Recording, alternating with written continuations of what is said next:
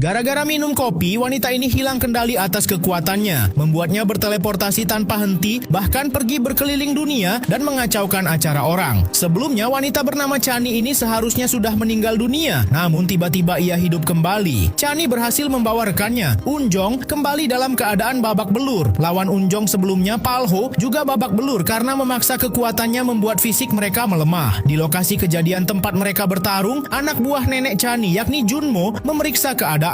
Unjong yang bermimpi buruk membuat benda-benda di sekitarnya melayang sampai Chani memutuskan menemaninya. Bahkan ketika Unjong bangun, ia sadar kursinya dipasang bola agar tidak berisik dan meninggalkan obat untuknya. Esoknya, Chani, Robin, dan Songyong sudah menantikan kedatangan guru mereka, Unjong. Diam-diam ada seorang wanita sedang mengikuti mereka. Unjong sudah berjanji akan mengajari mereka mengontrol kekuatan mereka, sehingga berkumpullah mereka di markas tersembunyi mereka. Tentu saja mereka yang kacau balau membuat Unjong kesulitan. Akhirnya Unjong memutuskan akan mencari cara memicu kekuatan mereka muncul, di mana ketika Songyong yang awalnya memuji Robin berakhir memaki-makinya. Hal itu membuat kekuatan Robin muncul dan nyaris mematahkan tangan kedua rekannya. Sampai tiba-tiba Chani yang sedang bersantai melihat seekor kecoa. Di sanalah Unjong sadar, tiba-tiba muncul ikan dan makhluk-makhluk lain melayang di kamar mereka. Di satu sisi anak-anak lain sedang ketakutan karena muncul ribuan kecoa di kamar mereka. Unjong kembali ke kamar di labnya dulu dan ia bertemu lagi dengan teman lamanya, Horan, yang dulu selalu menghiburnya ketika mereka sama-sama jadi objek penelitian lab Wunderkinder. Horan yang menyukai Unjong mengajaknya bekerja bersama Dr. Hawondo lagi, namun Unjong menolaknya. Akhirnya Horan membuat bayangan teman-teman Unjong melihat kecoa satu sama lain agar mereka menyerang satu sama lain. Unjong segera mencekik Horan agar kekuatan ilusi Horan menghilang dan akhirnya wanita itu pergi dengan kecemburuan. Ketika Chani sedang mengobati Unjong, Unjong menceritakan dulu ada temannya di lab Wunderkinder yang memiliki jantung abadi. Unjong mencurigai jantung itu diberikan untuk Chani setelah kebakaran menewaskan sebagian anak-anak di lab tersebut. Apalagi Chani baru tahu neneknya ternyata adalah investor untuk lab tersebut. Chani yang shock kemudian menemui neneknya meminta penjelasan kenapa ia tidak bisa meninggal. Nenek Chani pun bercerita bahwa anak dengan jantung keabadian itu seharusnya tewas, tapi ternyata nyawa anak itu selamat tapi sebagian otaknya rusak. Dokter menyarankan jantungnya dipindahkan kepada orang lain daripada dirinya tersiksa. Nenek Chani yang tahu cucunya itu sekarat memutuskan akan memindahkan jantungnya kepada cucu satu-satunya. Itulah alasan kenapa Chani tidak bisa meninggal. Dan akhirnya Chani yang bimbang mencari cara untuk meminta maaf kepada Unjong. Namun Chani terlalu takut karena sudah mengambil jantung teman kecil Unjong. Keesokan harinya Unjong melihat Robin dan Songyong berdua saja. Chani kabur dari rumah dan menginap di rumah Robin dan tidak mau keluar. Bahkan ketika salju pertama turun, Chani tidak juga muncul.